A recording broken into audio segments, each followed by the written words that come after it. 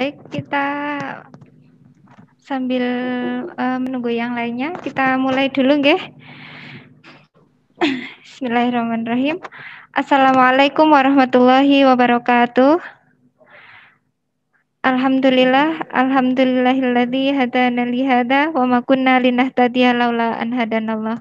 Asyhadu an la ilaha illallah wahdahu la syarikalah wa asyhadu anna Muhammadan abduhu wa rasuluh la nabiyya wa la rasula ba'dah amma ba'du. Yang terhormat Bapak Dr. Andes Bambang MM selaku PDM Wonosobo. Yang terhormat Dr. Ahmad Muzairi MARS Direktur Rumah Sakit PKU Muhammadiyah Wonosobo, para pembicara serta hadirin sekalian yang insya Allah dirahmati Allah Subhanahu wa Ta'ala.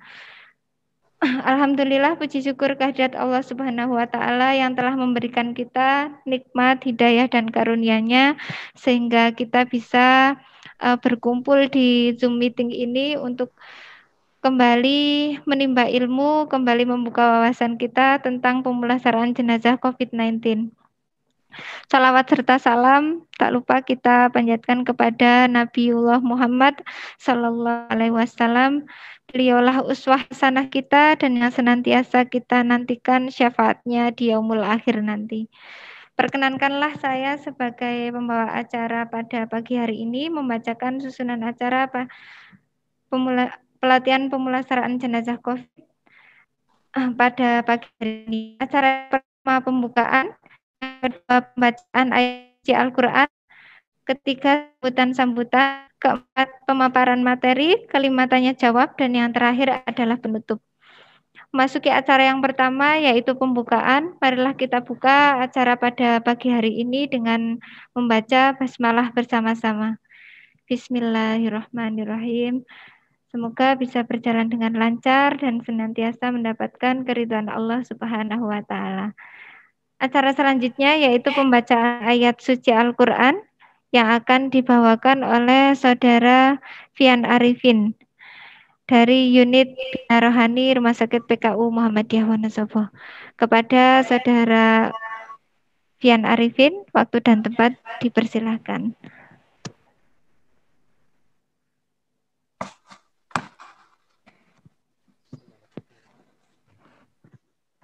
Assalamualaikum warahmatullahi wabarakatuh.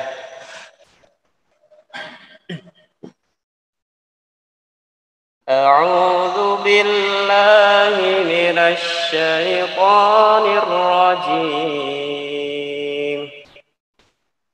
Bismillahirrahmanirrahim. من أجل ذلك كتبنا على بني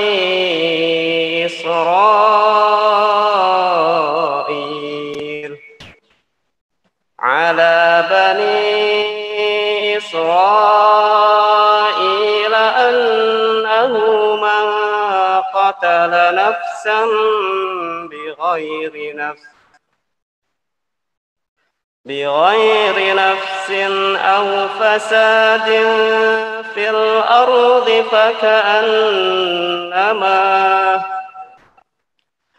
فكأنما قتل الناس جميعا ومن أحياها فكأنما أحيا الناس جميعا ولقد جاءتهم رسلنا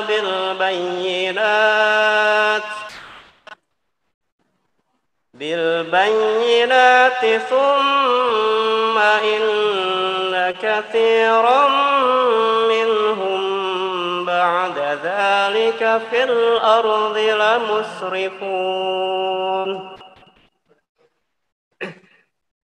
إنما جزاء الذين يحاربون الله ورسوله ويسعون في الأرض فسادا أن يقتلوا أو يصلبوا أو تقطع أيديهم وأرجلهم من خلاف أو ينفوا من الأرض ذلك لهم خزي في الدنيا ولهم في الآخرة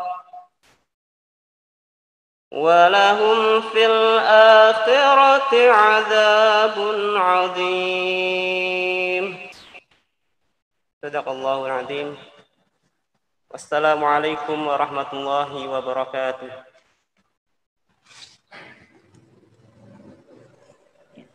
Terima kasih kepada Mas Rian yang telah membacakan ayat suci Al-Quran.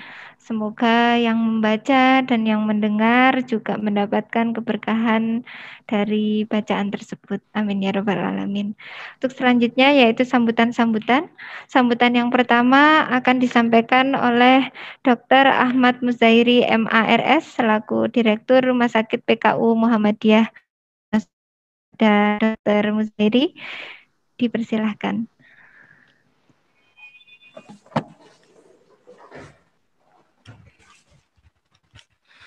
Bismillahirrahmanirrahim.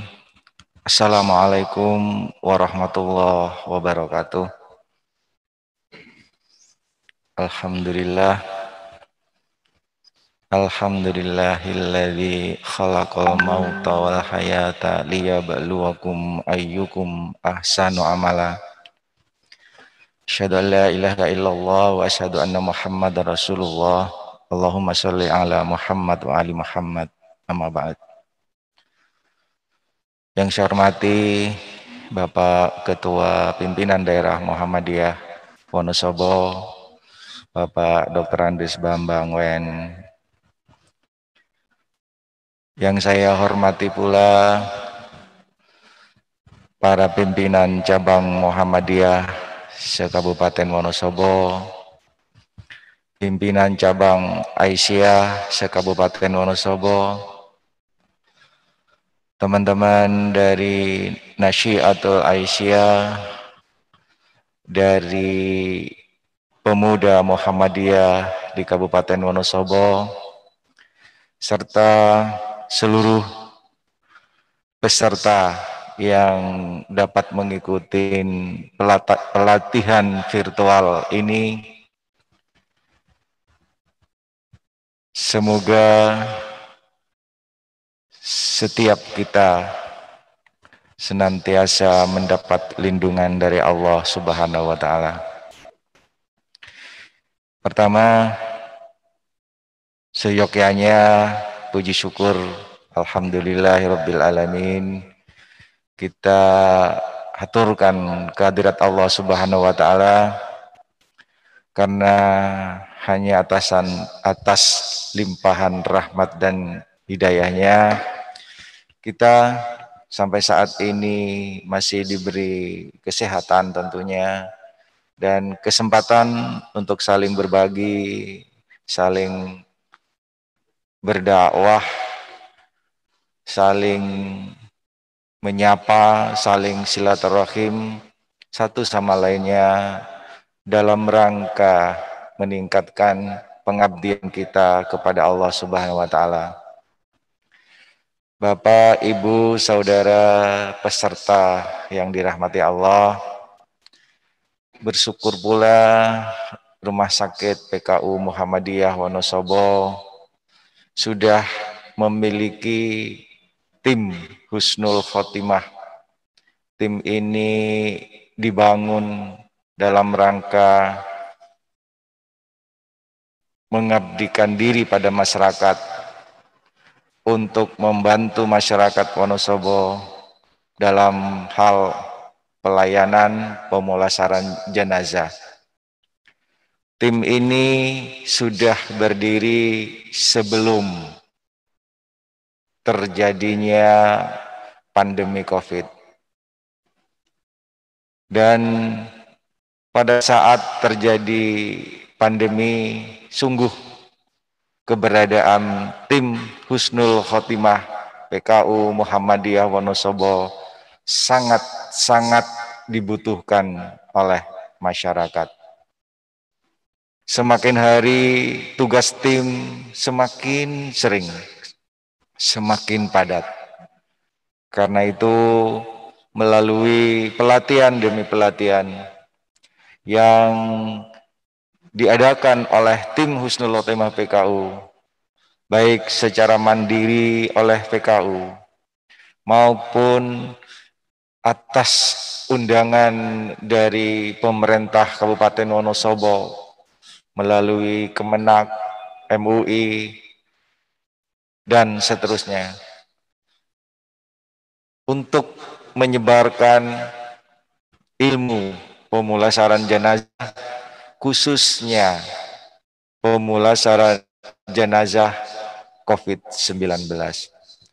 Karena itu, Bapak, Ibu, Saudara sekalian yang dirahmati Allah, mari niatkan proses pembelajaran, proses pelatihan yang akan diadakan hari ini hanya semata-mata untuk mendapatkan ridha Allah melalui layanan sosial kita. Kepada tim Husnul Khotimah, khususnya Pak Nur Hadi, kami direksi hanya bisa menyampaikan jazakumullah khair.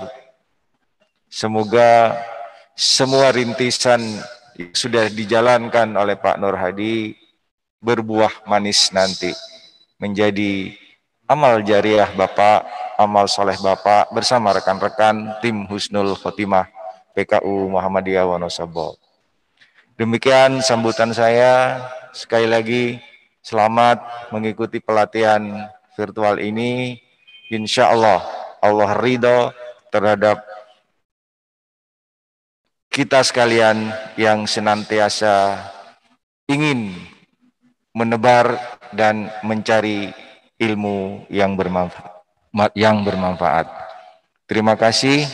Akhir kata, billahi taufik wal hidayah. Wassalamualaikum warahmatullahi wabarakatuh.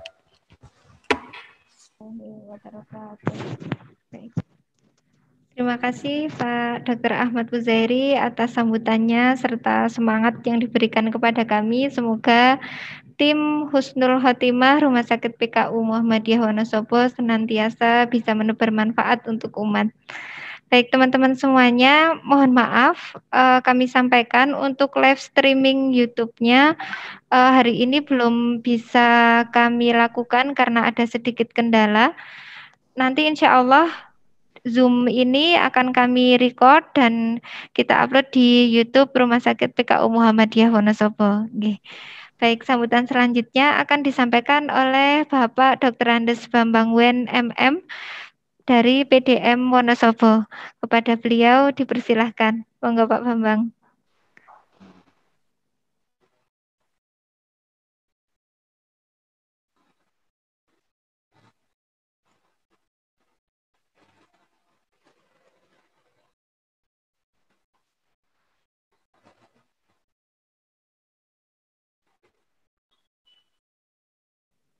Mohon maaf Pak Bambang, di unmute dulu Pak.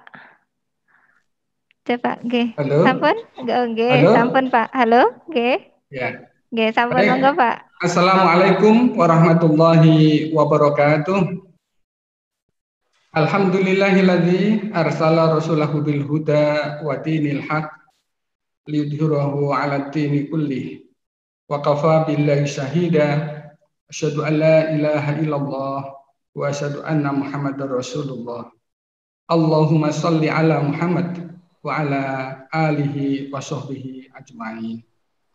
Yang saya hormati Bapak Direktur Rumah Sakit PKU Muhammadiyah Wonosobo beserta tim Husnul Khotimah. Yang saya hormati beserta pelatihan pemulasaraan jenazah COVID-19 baik dari pimpinan cabang Muhammadiyah, Aisyah, Nasihatul Aisyah dan Pemuda Muhammadiyah, baik di cabang maupun di ranting, hadirin yang bisa mengikuti pelatihan pemulasaraan jenazah secara virtual ini yang tidak bisa saya sebut satu persatu. Sungguh berbahagia pagi menjelang siang ini kita bisa hadir bersama taklim belajar tentang pemulasaraan jenazah ini. Dan kita ketahui bersama bahwa pemulasaraan jenazah merupakan fardu kifayah yang harus dilakukan oleh umat muslim. Kalau pemulasaraan jenazah ini tidak dilakukan, tentu kita mempunyai beban dosa bagi kita. Oleh karena itulah Bapak-bapak, Ibu-ibu dan saudara-saudara semuanya, para pimpinan cabang, pimpinan ranting, Muhammadiyah, Urtum, dan semua warga masyarakat Wonosobo, kita harus bisa dan tahu ilmu bagaimana pemulasaraan jenazah sesuai sunnah Rasulullah Shallallahu Alaihi Wasallam. Berkenaan dengan itu, kami atas nama pimpinan daerah Muhammadiyah Wonosobo mengucapkan jazakumullahu khairan katsir kepada insan Rumah Sakit PKU Muhammadiyah, khususnya tim Husnul Khotimah yang sudah mencoba mengambil peran memberikan ilmu pelatihan kepada warga masyarakat Wonosobo, khususnya di jajaran Muhammadiyah. Kami berharap kepada semua pimpinan cabang, baik Muhammadiyah, Aisyah, dan urtum-urtum yang ada, dan masyarakat Wonosobo, mengikuti pelatihan ini dengan baik, agar kita memiliki kemampuan ilmu yang cukup bagaimana merawat dan pemulasaraan jenazah sesuai sunnah Rasulullah Shallallahu Alaihi Wasallam. Lebih-lebih di masa pandemi ini, kita tahu bersama, hampir setiap hari kita mendengar ada kabar orang meninggal, dan paling jenazah COVID-19. Itu penanganan jenazah secara normal tentu berbeda dengan merawat jenazah yang sudah punya riwayat penyakit, apalagi penyakit itu penyakit menular seperti COVID dan yang lain-lain. Oleh karena itu, pelatihan ini sangat penting, dan agar masyarakat juga memahami bagaimana merawat, mulai dari memandikan, mensolati, bahkan mengubur jenazah yang kategori memiliki riwayat penyakit menular, khususnya COVID-19.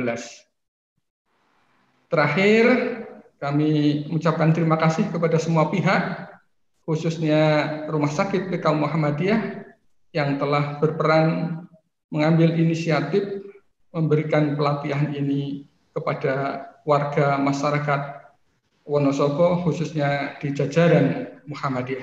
Sukses selalu, semoga apa yang kita lakukan ini mendapatkan ridho Allah Subhanahu wa Ta'ala. Nasrun minallah wa fathun qarib. Wassalamualaikum warahmatullahi wabarakatuh. Waalaikumsalam warahmatullahi wabarakatuh. Terima kasih Pak Bambang atas sambutannya. Ini juga memicu semangat kami untuk terus berbagi tentunya. Selain acara ini memang kami selenggarakan tujuannya untuk berbagi kepada masyarakat tentang pelatihan pemulasaraan jenazah COVID-19 ini, tentunya juga agar lebih bisa bermanfaat lagi untuk masyarakat pada umumnya dan kami pada khususnya juga sebagai jariah kami insya Allah nanti Pak Bambang. Amin, Tentu, amin. tentunya juga biar tidak ada stigma negatif lagi kepada rumah sakit dari masyarakat itu, karena sekarang ini juga banyak sekali penolakan-penolakan dari keluarga, dari masyarakat. Apabila ada jenazah COVID mau dipulasara di rumah sakit, banyak sekali penolakan, dan tentunya mungkin kekhawatiran masyarakat itu macam-macam, nggih. Nah, nanti harapannya setelah diadakan acara ini sudah tidak ada lagi stigma negatif dari masyarakat, gitu, nggih. Selanjutnya, masuk ke acara selanjutnya yaitu paparan materi. Materi yang pertama tentang alat pelindung diri yang akan disampaikan oleh Bu Emi Priyati. Sebelumnya saya baca dari kita. Nama lengkap Emi Priyati Eskepnes, tempat tanggal lahir Banjarnegara 2 Mei 1973, alamat Kedewan Sudungdewo Kertek Wonosobo. Beliau adalah IPCN Rumah Sakit PKU Muhammadiyah Wonosobo. Beberapa pelatihan yang telah diikuti yaitu workshop surveillance dan ikra di rumah sakit, TOT PPI, kursus lanjut PPI, pelatihan dasar PPI, pelatihan IPCN, dan yang terakhir training of trainer manajemen COVID-19 di rumah sakit yang kerjasama antara USAID, Kemenkes, dan MPKU PP Muhammadiyah. Baik, langsung saja untuk materi yang pertama tentang alat pelindung diri disampaikan oleh Ibu Emi Priyati Eskepnes. Monggo Bu Emi.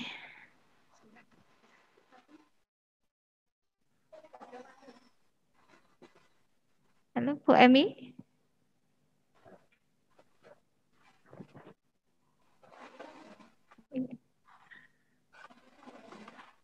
Baik, sebentar.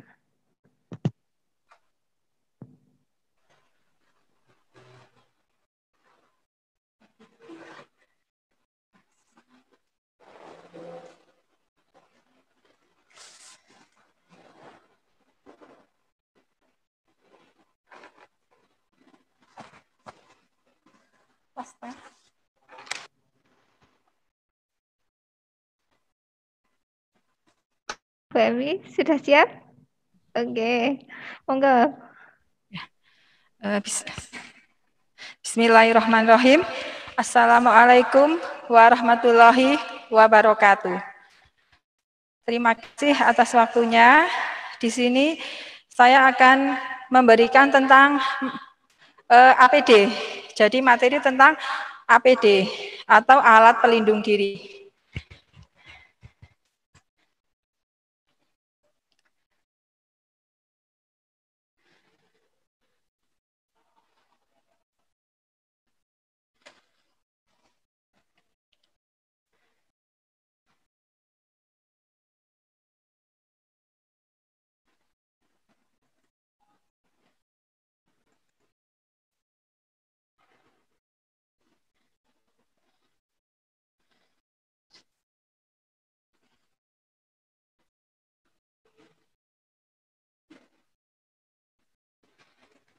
Mohon maaf, ini ada kesalahan teknis sebentar.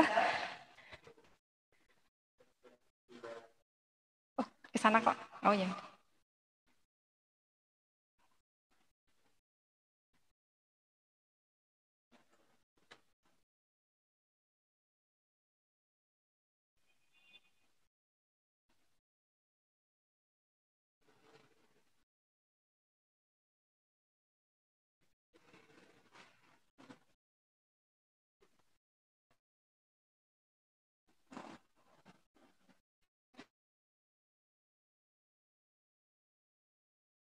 Dan materi tentang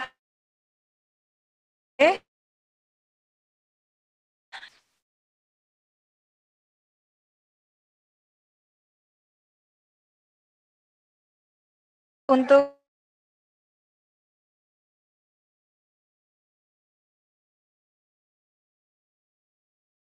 makin naik, khususnya di Kabupaten Wonosobo. hampir bisa setiap hari ada kurang lebih 1 atau 2 pasien yang terkonfirmasi COVID meninggal dunia. Jadi saya menyampaikan untuk APD yang bisa digunakan untuk masyarakat. Jadi apabila ada masyarakat yang meninggal karena COVID di rumah, tidak di rumah sakit, itu masyarakat bisa melakukan pemulasaran, yaitu dengan syarat-syarat atau protokol kesehatan yang ditetapkan. Di sini dari tujuan dari pembelajaran pada materi kali ini adalah melindungi tubuh dari penularan infeksi. Jadi fungsi APD itu salah satunya yaitu melindungi tubuh petugas agar tidak terjadi penularan infeksi. Kemudian yang kedua yaitu memahami cara pemakaian APD. Jadi nanti bisa dijelaskan bagaimana cara penggunaan APD yang benar. Dan kemudian selanjutnya adalah memahami cara pelepasan APD. Jadi meskipun kita sudah menggunakan APD, tapi kita juga harus memahami cara pelepasan APD. Karena apa? Karena dengan penggunaan dengan pelepasan APD yang tidak tepat itu bisa menyebabkan terjadinya penularan infeksi.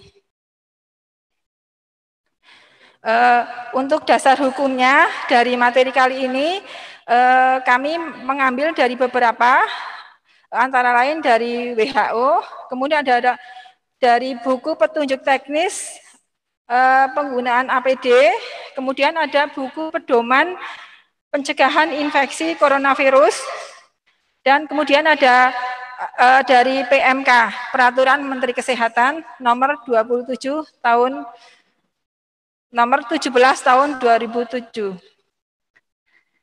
Kemudian selanjutnya adalah pendahuluan, yaitu seperti kita ketahui virus COVID-19 itu sangat menular. Penularannya itu bisa melalui kontak, droplet, dan airborne. Airborne itu apabila pasien tersebut mengeluarkan yang bisa menimbulkan tindakan aerosol. Untuk droplet adalah sentuhan. Jadi dari percikan ludah pasien itu bisa menular lewat sentuhan tangan dari petugas atau keluarga atau yang menyentuh dari air ludah tersebut. Kemudian untuk droplet itu percikan ludah. Jadi untuk pasien COVID-19 ini percikan ludahnya atau droplet itu bisa menularkan. Kemudian petugas pemulasaran jenazah sangat berpotensi tertular. Jadi wajib menggunakan APD. Kemudian APD yang tepat sangat penting digunakan guna mengendalikan dan mencegah infeksi. Untuk pengertian APD adalah perangkat alat yang dirancang sebagai penghalang terhadap penetrasi zat, partikel, padat, cair, atau udara untuk melindungi pemakainya dari cedera atau penyebaran infeksi yang dihasilkan oleh virus dan bakteri. Jadi APD itu alat yang digunakan untuk melindungi pemakainya, ya, untuk petugas agar tidak tertular virus atau kuman atau bakteri. Selanjutnya adalah jenis dari alat pelindung diri. Alat pelindung diri atau APD itu ada beberapa macam. Yang pertama adalah topi, kemudian sarung tangan, kemudian masker, kemudian pelindung wajah atau kacamata Google atau face shield. Kemudian ada baju kerja atau gaun dan apron. Kemudian sepatu karet atau sepatu boot. Ini untuk topi atau penutup kepala. Jadi untuk di masyarakat, apabila ada jenazah yang meninggal karena terkonfirmasi COVID atau diduga terkena COVID-19, itu petugas yang melakukan pemulasaran jenazah harus menggunakan APD. Yaitu APD yang pertama yaitu topi atau penutup kepala. Topi yang bisa digunakan prinsipnya menutup rambut. Jadi fungsinya yaitu menutup rambut dan kulit kepala petugas agar tidak terjadi penularan lewat percikan atau cairan tubuh dari jenazah ketika petugas memandikan jenazah. Topi ada banyak, yaitu bisa menggunakan topi dari plastik juga bisa. Kemudian kalau kita terdesak tidak ada topi, yang penting kulit kepala kita, rambut tertutup. Selanjutnya yaitu sarung tangan. Yang direkomendasikan adalah sarung tangan karet. Ya, jadi untuk sarung tangan ini digunakan fungsinya untuk mencegah terjadinya penularan, ya, terutama apabila petugas memandikan jenazah kontak langsung dengan tubuh jenazah. Jadi dengan kita menggunakan sarung tangan akan mencegah terjadinya penularan infeksi. Sarung tangan ada beberapa macam. Yang disarankan adalah sarung tangan karet. Sarung tangan karet itu banyak dijual di toko-toko. Jadi sarung tangan ini bisa juga sarung tangan yang digunakan untuk seperti petugas kebersihan, itu bisa digunakan, ya. Kemudian selanjutnya adalah baju gaun tahan air. Jadi kalau bisa digunakan baju yang tahan air biar tidak tembus. Jadi tidak tembus ketika petugas memandikan jenazah, cipratan itu tidak akan tembus ke bagian petugas, bagian tubuh petugas. Jadi seperti di masyarakat, misalkan tidak ada baju gaun, kita bisa menggunakan baju jas hujan, seperti jas hujan atau mantol, itu bisa digunakan. Kemudian ada pelindung wajah, ya. Pelindung wajah itu terdiri dari kacamata Google. Jadi kacamata itu yang untuk tertutup samping kanan kiri. Jadi untuk kacamata Google ini beda dengan kacamata yang digunakan sehari-hari, seperti kacamata baca. Jadi ini di toko-toko alat kesehatan juga ada. Kemudian selanjutnya pelindung wajah yaitu face shield. Face shield itu sekarang sudah banyak, ya. Sekarang sudah dijual di mana-mana. Sudah hampir semua orang juga menggunakan. Ini fungsinya untuk melindungi wajah dari percikan cairan tubuh atau air yang saat digunakan untuk memandikan jenazah. Kemudian selanjutnya masker, ya. Masker fungsinya untuk menutup mulut dan hidung dari risiko adanya paparan atau cipratan cairan tubuh pasien. Masker yang bisa digunakan itu masker kain. Ya. Kalau di masyarakat masker bedah itu susah ditemukan, kita bisa menggunakan masker kain. Tapi seandainya masker bedah ada, itu lebih bagus, ya, karena sekarang masker bedah pun sudah banyak dijual di masyarakat. Ya. Kemudian yang selanjutnya adalah apron. Apron itu celemek, ya. Kita usahakan celemek yang harus anti air.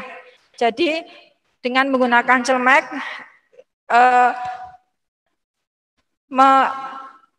mengurangi risiko kita petugas untuk terciprat atau terpapar cairan tubuh. Selanjutnya adalah sepatu boot atau sepatu pelindung. Sepatu boot ini yang digunakan adalah sepatu karet yang tahan air. Ya, ini fungsinya melindungi kaki kita, petugas saat memandikan jenazah agar tidak terpapar atau terkontaminasi dari cairan tubuh pasien atau dari air yang digunakan untuk memandikan jenazah.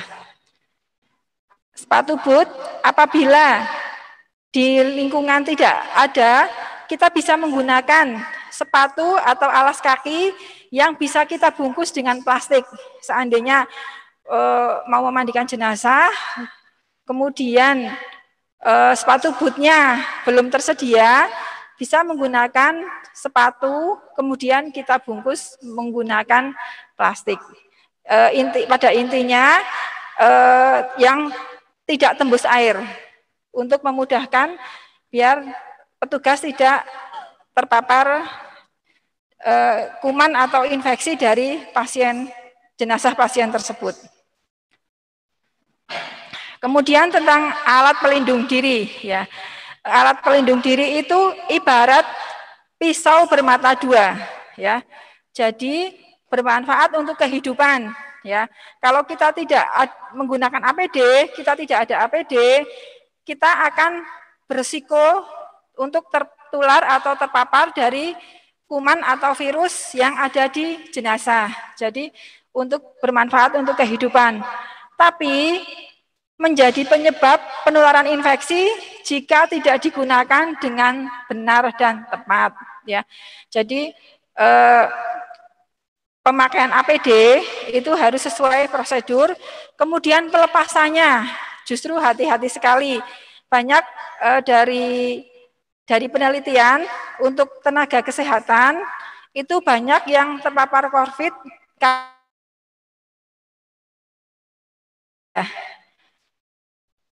Jadi nanti ini saya juga akan menjelaskan bagaimana cara pemakaian serta pelepasan APD agar tidak terjadi penularan infeksi. Ini ada cara pemakaian alat pelindung diri yang benar. Yang pertama yaitu ganti dengan baju kerja. Jadi petugas pemulasaran jenazah sebelum memandikan jenazah mengganti bajunya dengan baju kerja. Baju kerja itu bisa baju yang santai, jadi baju seperti misalkan di rumah itu pakai kaos atau pakai training atau celana panjang, itu bisa. Kemudian mengenakan sepatu pelindung atau sepatu boot. Kemudian memakai baju gaun atau misalkan di rumah nggak ada baju gaun, bisa menggunakan mantel atau jas hujan. Kemudian menggunakan apron atau celemek plastik, ini kalau ada. Kalau seandainya baju yang kita pakai sudah tahan air, itu apron tidak digunakan juga tidak apa-apa. Kemudian menggunakan masker, kemudian menggunakan kacamata atau face shield, kemudian memakai sarung tangan. Yang diperhatikan dalam penggunaan APD yaitu saat menggunakan APD perhiasan harus dilepas. Jadi seperti cincin, jam tangan itu dilepas ya. Kemudian sebelum menggunakan APD kita harus melakukan kebersihan tangan ya. Kita harus menggunakan kebersihan tangan. Cuci tangan penting sekali ya saat kita mau menggunakan dan melepas APD. Kemudian selanjutnya adalah cara pelepasan. Cara pelepasan yang benar yang pertama adalah melepas sarung tangan terlebih dahulu. Kemudian kita cuci tangan. Kemudian melepas apron atau celemek plastik. Kemudian kita cuci tangan. Kemudian kita melepas pelindung mata atau pelindung kepala. Kemudian cuci tangan. Kemudian lepas kacamata, cuci tangan. Kemudian lepas sepatu pelindung atau sepatu boot, ya. Kemudian kita cuci tangan. Kemudian kita melepaskan masker. Kemudian cuci tangan.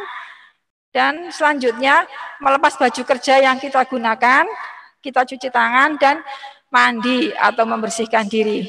Ya, jadi sesudah menggunakan APD pada saat kita melakukan memandikan jenazah, kita diharuskan untuk mandi, membersihkan diri. Kemudian pengumpulan APD yang sudah digunakan ini juga penting sekali, yaitu karena kalau tidak dikumpulkan secara benar akan menjadi penularan infeksi, yaitu APD single use atau APD yang sekali pakai itu bisa dimasukkan ke tempat sampah infeksius. Ya, kalau kita nggak ada tempat sampah infeksius, kita bisa masukkan ke plastik khusus. Kemudian APD yang bisa dipakai kembali kita masukkan ke plastik tersendiri, kemudian bisa dicuci. Ya. Kemudian hindari melakukan hal sebagai berikut, yaitu meletakkan APD di lantai atau di permukaan benda lain, misalkan di kursi atau di meja. Kemudian membongkar kembali APD yang sudah masuk ke dalam kantong plastik infeksius, ya, karena ini akan menyebarkan kuman. Kemudian mengisi kantong plastik infeksius atau tempat tertutup berisikan APD terlalu penuh. Jadi plastik yang kita sediakan pas saat kita memasukkan APD yang kotor tidak boleh sampai penuh. Ini APD yang digunakan saat pemakaman.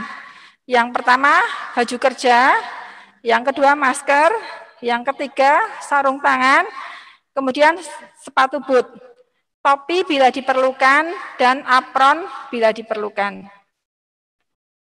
Ini contoh pemakaian APD di rumah sakit, jadi menggunakan APD lengkap. Tapi kalau di masyarakat tidak ada, bisa menggunakan mantol atau mantol ya, menggunakan mantol. Yang penting prinsipnya tertutup. Kemudian ini juga bisa kita menggunakan APD baju gaun. Ini baju gaunnya sudah tahan air, jadi tidak memerlukan apron. Ini contoh gambar pemulasaran jenazah. Jadi tidak perlu menggunakan APD lengkap. Ini juga, jadi apron jika ada ya, kalau misalkan apron tidak ada, tidak menggunakan apron tidak apa-apa. Kemudian kesimpulannya yaitu petugas pemulasaran jenazah berisiko tinggi terhadap penularan virus COVID-19. Kemudian cara pakaian dan pelepasan APD yang benar akan mengurangi risiko penularan. Kemudian kebersihan tangan harus dilakukan sebelum menggunakan dan melepas APD. Demikian pemaparan dari saya. Nanti monggo kalau ada pertanyaan nanti bisa disampaikan. Kurang lebihnya saya mohon maaf. Saya akhiri. Assalamualaikum warahmatullahi wabarakatuh. Warahmatullahi wabarakatuh. Okay. Terima kasih Bu Emi yang telah menyampaikan materinya tadi tentang APD ya. APD itu adalah alat pelindung diri yang akan melindungi diri kita selama mengurusi jenazah COVID ini. Tentunya kalau yang di bagian rumah sakit sudah nggak asing lagi dengan APD, tapi kalau yang masyarakat tuh APD itu apa, alat pelindung diri dan sebagainya. Salah satu contoh APD itu masker. Ini masker yang telah kita pakai sehari-hari itu salah satunya adalah APD. Tentunya penggunaan alat pelindung diri itu bisa seperti pisau bermata dua kalau kata Bu Emi tadi, nggih Bu Emi. Maksudnya adalah penggunaan yang tepat, pelepasan yang tepat itu bisa, tapi kalau penggunaannya, pelepasannya itu kurang tepat, malah bisa menimbulkan penularan penyakit kepada diri kita. Ya, untuk selanjutnya, materi yang kedua tentang pemulasaraan jenazah COVID-19 yang akan disampaikan oleh Bapak Nur Hadi Rianto. Beliau adalah salah satu komite syariah di Rumah Sakit PKU Muhammadiyah Wonosobo dan juga tim Husnul Khotimah Rumah Sakit PKU Muhammadiyah Wonosobo. Beberapa pelatihan yang telah diikuti adalah pelatihan pemulasaraan jenazah COVID-19 yang diselenggarakan oleh Satgas COVID Nasional serta bekerjasama dengan MUI, dan yang terakhir TOT manajemen COVID-19 di rumah sakit kerjasama antara USAID, Kemenkes, dan MPKU PP Muhammadiyah. Tentunya beliau sangat berpengalaman dalam hal ini. Nanti akan disampaikan materinya oleh Bapak Nur Hadi Rianto, serta teman-teman bisa melihat bagaimana proses pemulasaraan jenazah COVID tentunya yang dilaksanakan di rumah sakit. Begitu. Monggo Pak Nur Hadi.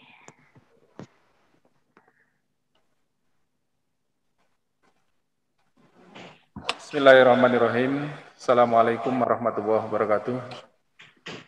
Alhamdulillahirabbil alamin. Wassalatu wassalamu ala asrofil anbiya'i wal mursalin wa ala alihi wa ashabihi ajmain, amma ba'd. Bapak-bapak dan ibu-ibu peserta seminar pelatihan pemulasaran jenazah karena COVID-19 yang kami hormati. Sebagaimana kita ketahui bersama, khususnya di kota kita tercinta di Wonosobo, saat ini angka kematian akibat wabah COVID-19 terjadi lonjakan. Seiring dengan itu, kita masih prihatin juga. Sebagian dari masyarakat kita masih belum menyadari bagaimana supaya wabah ini segera dapat dihentikan.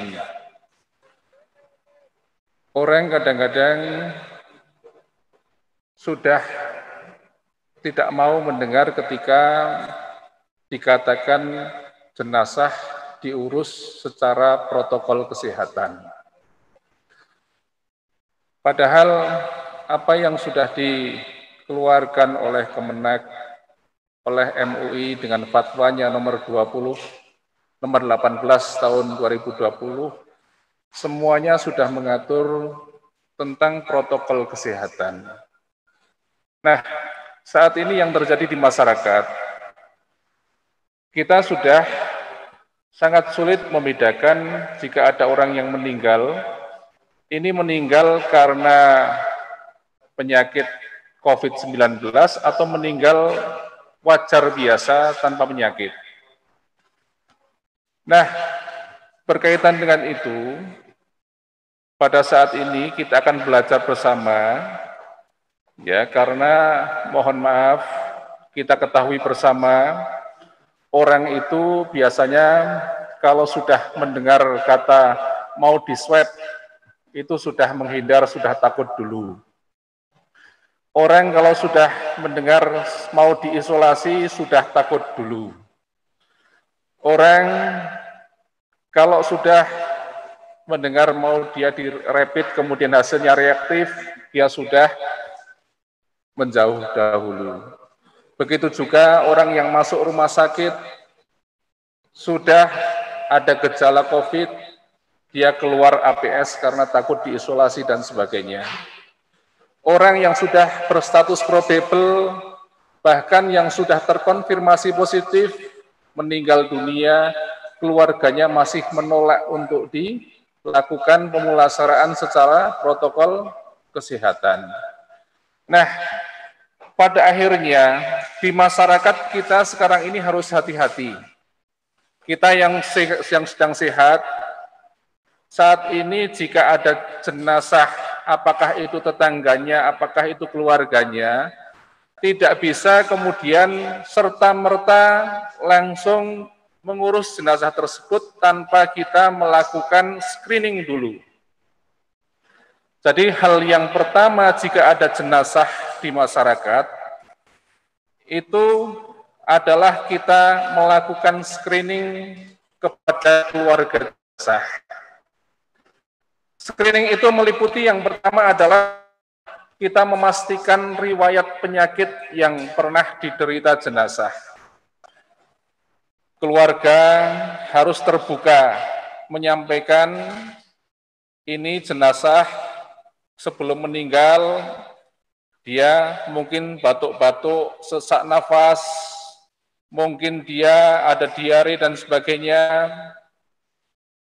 mungkin dia jenazah sebelum meninggal tidak bisa merasakan bau atau tidak bisa merasakan rasa, sehingga ketika keluarganya itu mengatakan dengan jujur kondisi jenazah sebelum dia meninggal, maka masyarakat akan lebih aman untuk mengambil tindakan pemulasaraan jenazah.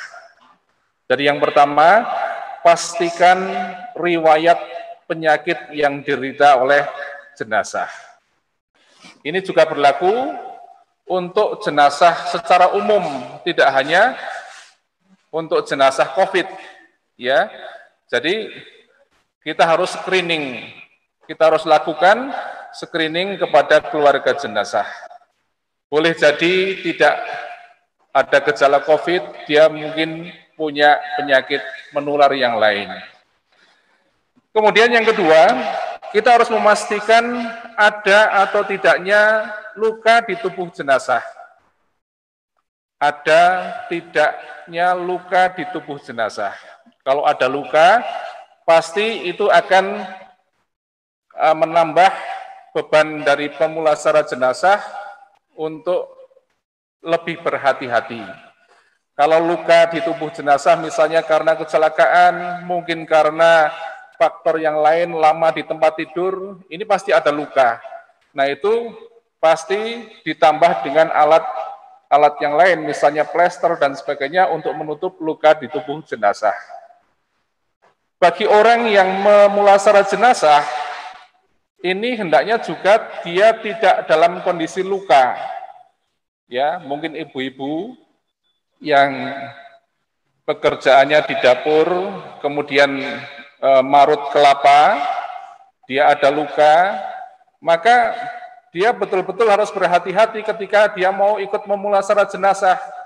Jadi sekarang ini tidak boleh hanya sekedar lillahi ta'ala, pokoknya ini saudara saya dan sebagainya. Penggunaan APD itu sangat penting, ya, karena boleh jadi dia tidak COVID, tapi punya penyakit yang lain yang bisa penularannya itu melalui darah. Kemudian selanjutnya apa yang kita tanyakan, kita pastikan apa agama yang dianut oleh jenazah. Ya, ini penting sekali. Jangan karena saking semangatnya kita untuk mengurus jenazah, ternyata dia bukan seorang muslim. Ya, sudah terlanjur kita beli kafan, sudah terlanjur kita siapkan macam-macam, ternyata bukan seorang muslim. Jadi pastikan agama yang dianut oleh jenazah, sehingga nanti yang akan mengurus siapa itu kita lebih jelas. Kemudian lagi, kita juga harus bertanya, kita lakukan screening kepada keluarga jenazah, utamanya kalau jenazah itu wanita misalnya, apakah jenazah ini dalam keadaan hamil atau tidak, dalam keadaan menstruasi atau nifas atau tidak, punya penyakit yang ada di perut apa tidak, sehingga perlakuannya nanti kita harus lebih berhati-hati. Jenazah seperti ini tidak boleh diurut perutnya, ya. Jadi tidak semua jenazah diurut perutnya. Apalagi untuk jenazah COVID-19. COVID-19 itu penularannya diantaranya melalui droplet, ya. Jadi lewat mulut, lewat hidung, lewat mata. Ditambah lagi kemungkinan bahaya lewat feses, ya. Kalau jenazah itu diurut perutnya, ya artinya dia harus didudukkan posisi tubuhnya, ya. Kemudian diurut, ini akan menekan rongga dadanya juga, maka kemungkinan akan terjadi aerosol. Ini bahaya. Di samping fesesnya juga akan keluar banyak, ya. Ini akan lebih berbahaya bagi petugas pemulasara jenazah. Kemudian yang kelima, kita memastikan kapan jenazah itu akan dimakamkan. Ya. Karena apa? Bapak-bapak dan Ibu sekalian, kita tahu tradisi kita, kalau ada jenazah kemudian dimasukkan di masjid, ya, disolati, menunggu pemakaman, sudah diletakkan di masjid. Kalau jenazah itu tidak ada pengaman plastik atau dan sebagainya, kemudian dia hanya ditaruh di keranda, terjadi tetesan cairan dari tubuh jenazah, ya, yang menetes di karpet masjid. Ini bisa terjadi penularan kepada jamaah masjid.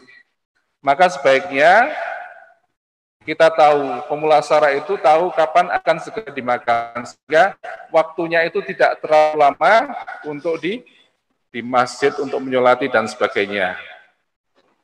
Kemudian setelah kita melakukan screening terhadap keluarga jenazah, kita baru mempersiapkan alat pelindung diri dan alat-alat untuk memandikan dan mengkafani.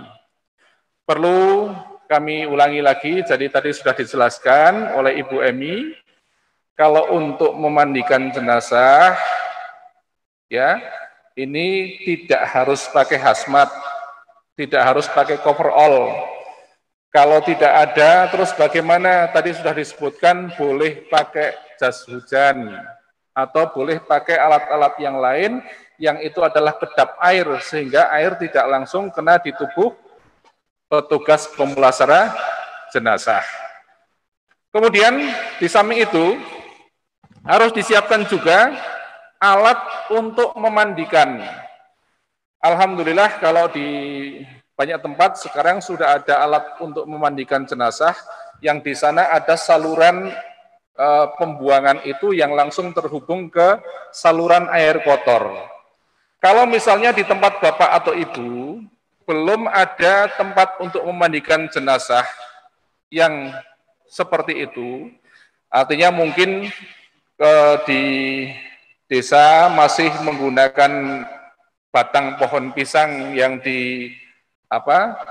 dibelah, ya, nanti batang pohon pisang itu setelah dipakai harus dibuang, harus dipendam, dikubur di dalam tanah. Kalau tidak ada saluran air, maka boleh di bawah tempat memandikan itu digali tanah, sehingga air yang bekas memandikan itu masuk ke dalam tanah. Ya, kalau tidak ada itu, tidak ada saluran air atau tidak ada lubang galian di bawah tempat memandikan, maka khusus jenazah COVID tidak direkomendasikan untuk dimandikan dengan cara diguyur. Ya, karena percikan air itu bisa mendatangkan atau menimbulkan penularan baru. Ya, jenazah hanya dilap.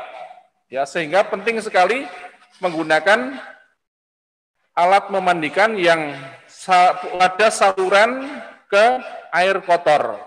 Begitu juga saluran air bersih harus selalu terhubung supaya kotoran itu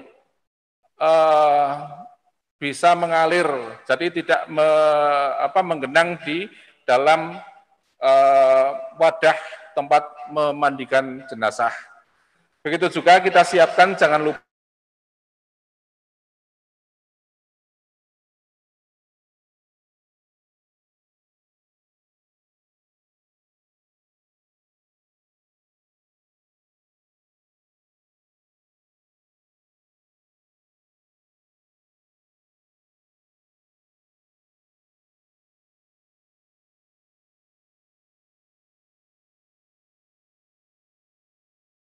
yang pasti Bapak-bapak dan Ibu-ibu, kita yang sekarang lakukan itu tidak menakutkan. Ya, kalaulah ada rumor di masyarakat, oh jenazahnya tidak dimandikan dan sebagainya. Ini salah, karena bahkan di rumah sakit di Wonosobo ini semuanya keluarga boleh untuk mengikuti. Keluarga 1-2 orang akan kita berikan APD, boleh mengikuti pemulasaraan jenazah. Ya. Jadi jangan khawatir, kita akan mandikan seperti biasa, akan kita kafani seperti biasa. Jadi itu yang dimaksud dengan protokol kesehatan. protokol kesehatan, keluarga ikut di sana, dimandikan biasa, dikafani biasa, hanya ditambah plastik, kemudian dimasukkan ke dalam peti. Ya, jadi jangan seakan-akan protokol kesehatan itu sesuatu yang ngeri, sesuatu yang tidak baik, bahkan itu untuk melindungi kita atau keluarga dan masyarakat yang masih sehat. Mungkin kalau jenazah itu masih dalam status probable, ya, hasil swabnya belum keluar, ya, jangan kita kemudian, oh, enggak apa-apa ini, jangan-jangan setelah keluar swabnya ternyata positif, maka akan sangat berbahaya bagi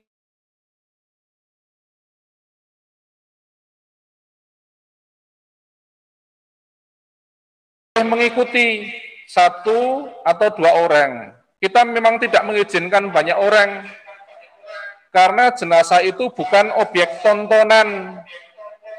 Ada aib yang harus ditutupi. Ya, kita mandi juga harus tertutup. Ya, jenazah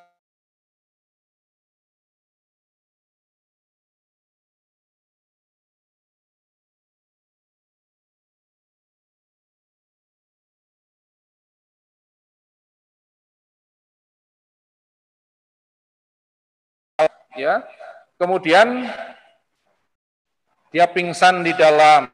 Keluarga juga tidak boleh di sana, di dalam itu mencium wajah jenazah, tidak boleh mencium bibir jenazah dan sebagainya. Ya, jadi kaidah-kaidah itu penting supaya kita semua dengan cara ini bisa memutus rantai penularan jenazah. Oke, baik Bapak-Bapak dan Ibu sekalian, kita akan sekarang berpindah ke tempat untuk memandikan jenazah COVID. Mohon bantuan dari teman-teman, silahkan.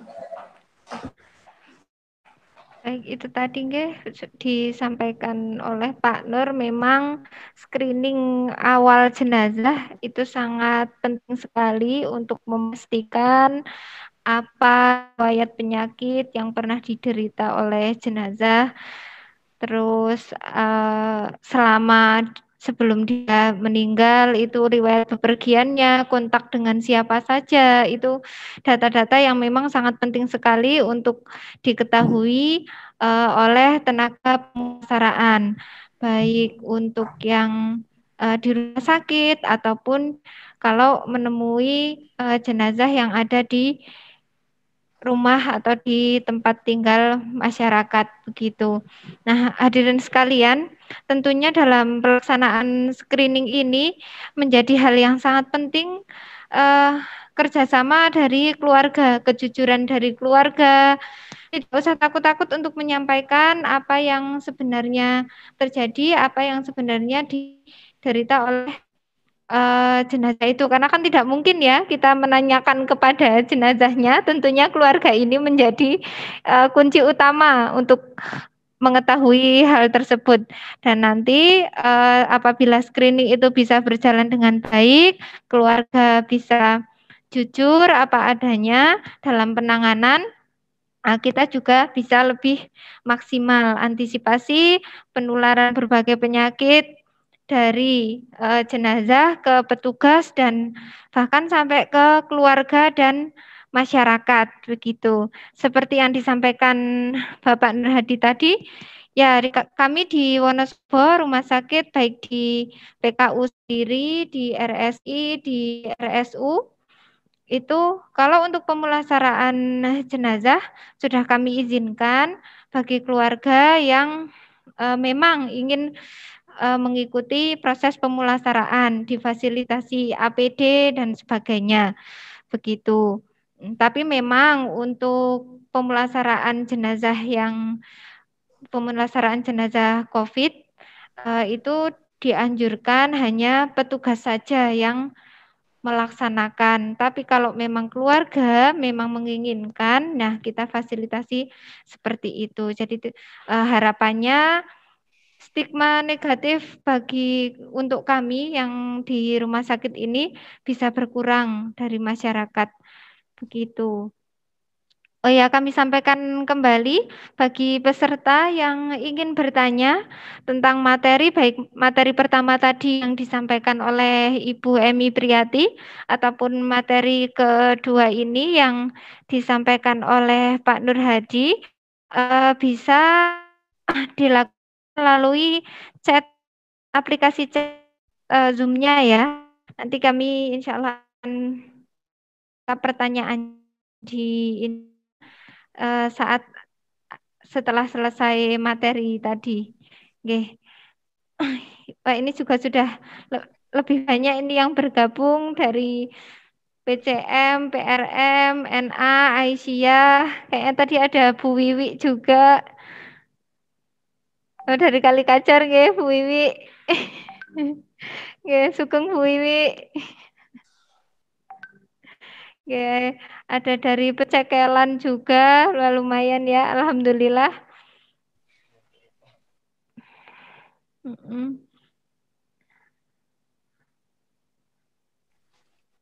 Oke, hadirin sekalian yang menyampaikan ulang apa yang disampaikan oleh pemateri kita tadi, nggih. Sekali lagi APD, alat pelindung diri kita, dimanapun kita berada, minimal kita bisa memakai masker, apalagi kalau di luar rumah, okay. Baik itu di kantor, ataupun di tempat-tempat yang lainnya. Karena banyak sekali kadang sekarang ini ada klaster baru yang namanya klaster keluarga dan klaster perkantoran, menganggap kalau semua keluarga itu sehat, semua keluarga itu tidak punya penyakit, itu bahkan mungkin yang bisa menjadi sarana transmisi virusnya. Terus juga menganggap kalau temannya sekantor itu sehat-sehat saja, tidak membawa penyakit, sehingga tidak perlu pakai masker dan sebagainya di kantor. Mungkin itu malah jadi tempat penularan yang selanjutnya. Kita kembali ke Pak Nur, nggih, di RSG. Coba sudah siap, Pak Nur? Yeah. Sampun? Sampun, siap. Oh, nggih, monggo. Untuk prakteknya, silahkan. Yeah. Sudah lengkap ini. Bapak dan Ibu-ibu yang kami hormati, saya sekarang berada di sini dibantu oleh Mas Rizal dan Mas Fian. Sebelum kita memandikan jenazah, kita akan menyusun kafan terlebih dahulu.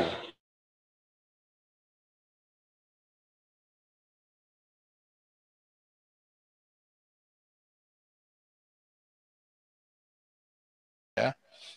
Jadi sekali lagi, jangan pernah kita memandikan jenazah sementara kain kafannya belum tersusun. Nanti jenazah sudah dimandikan, baru kita mencari-cari kafan. Kafannya mana ini, belum siap. Nah, ini nggak boleh. Nah, Bapak-bapak sekalian dan Ibu-ibu, untuk kita mengkafani jenazah, kita siapkan dulu 3 helai kain kafan, kemudian juga 3 helai plastik. Ya, ini plastiknya ya kita biasa pakai plastik cor. Ya, ini jumlahnya 3. Kemudian nanti ada lakban dan kita siapkan juga cairan desinfektan. Ya, cairan desinfektan ini mungkin tadi sudah disebutkan oleh Bu Emi. Kalau kita biasa di rumah sakit pakai klorin atau teralin, tetapi kalau di masyarakat itu bisa menggunakan Baiklin. Ya, Baiklin itu mengandung klorin, Baiklin dicampur dengan air dengan perbandingan 1:9. Ya. Nah, kita akan menyusun plastik dan kain kafan. Sekali lagi plastiknya ini 3. Ya.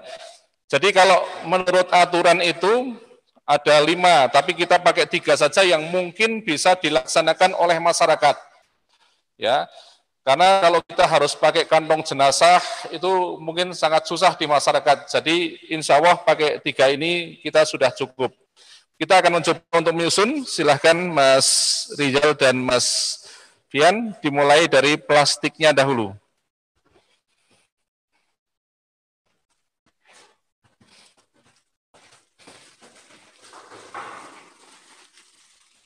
Jadi yang pertama, plastiknya disusun terlebih dahulu. Ini yang pertama, jadi plastik. Kemudian setelah plastik adalah kafan, tapi tentu ada talinya dulu. Tali untuk kafan.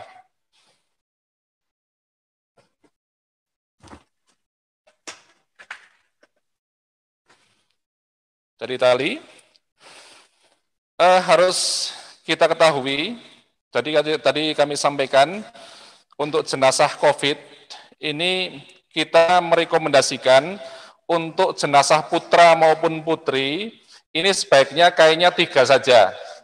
Biasanya kalau normal itu kita yang putri memakai 5 lapis, ada baju kurung dan sebagainya.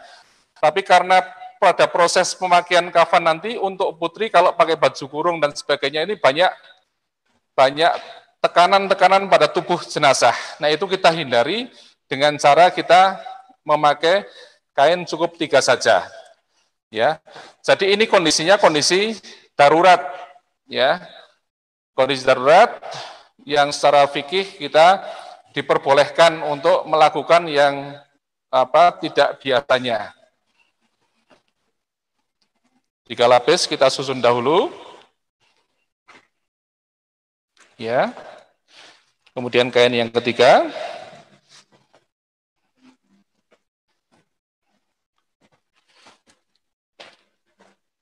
Oke. Kemudian setelah kain kafan, kita susun di atasnya adalah plastik lagi. Ya. Plastik kembali, 1 helai plastik. Nah, ini setelah kita susun ini plastik, ya, tentu kita berikan kapur barus di atas plastik, ya, sudah kita siapkan minyak wangi dan sebagainya. Setelah plastik ini kita susun, kemudian ini kita desinfektan dulu plastik ini. Ya, jadi pastikan plastik ini sudah kita desinfektan beserta lingkungannya keliling. Ya, kalau ini sudah siap, ya, maka kita akan segera berpindah untuk memandikan jenazah. Oke, jadi ini sudah siap. Sekarang kita akan berpindah pada proses memandikan jenazah. Ya, ini kita tinggalkan dulu. Kita akan berpindah pada proses memandikan jenazah.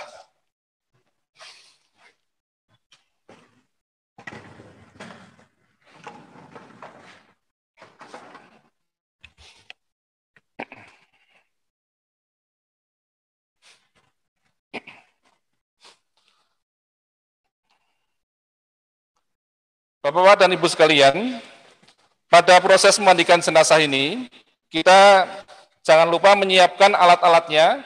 Yang pertama adalah handuk, ya. Kemudian gunting, tadi cairan desinfektan sudah kita bawa. Kemudian waslap, ya. Kemudian ini kain untuk menutupi jenazah nanti. Kemudian ini kain lagi, kain ini untuk menutupi jenazah ketika dimandikan. Kemudian ini adalah cairan hand sanitizer, ya. Kemudian ada lagi sabun yang biasa kita pakai. Kalau kita memandikan jenazah jangan pakai sabun batangan, ya. Sebaiknya pakai sabun cair. Ya. Kemudian selanjutnya ini dipakai oleh petugas sarung tangan karet, ya. Jadi petugas pada saat memandikan itu menggunakan sarung tangan karet. Kemudian juga jangan lupa menyiapkan tempat sampah. Tempat sampah ini kita pakai plastik saja. Kalau di kampung, di masyarakat bisa pakai kresek, ya. Jadi ini maksudnya untuk apa? Nanti baju atau pakaian yang dipakai oleh jenazah itu jangan dimasukkan ke ember, tetapi masuk ke dalam plastik. Ya, jangan nanti jenazah sudah selesai dimandikan, sudah dikafani, baju atau pakaian jenazah ini masih tergeletak di ember, ya, maka ini akan berbahaya. Jadi dimasukkan dulu ke dalam plastik, nanti baju atau pakaian jenazah itu kemudian direndam dalam cairan klorin atau baiklin tadi, ya. Jadi kita siapkan, kita akan langkah-langkah yang kita lakukan, ya. Ini di situ dulu. Jadi yang pertama, ini kita harus desinfeksi atau ini tubuh jenazah kita semprot cairan desinfektan dulu berkeliling, ya. Hanya mohon maaf, cairan desinfektan kalau diaplikasikan melalui semprotan ini jangan tekanannya terlalu tinggi, cukup dengan tekanan rendah. Kalau terlalu tinggi, ini kita semprotkan bisa kemana-mana, ya. Jadi kalau pakai semprotan cukup dengan tekanan yang rendah, yang paling penting bisa mengenai tubuh jenazah. Kemudian kalau dengan aplikasi diguyur itu baik juga, jadi diguyur dulu, ya, semua tubuh jenazah.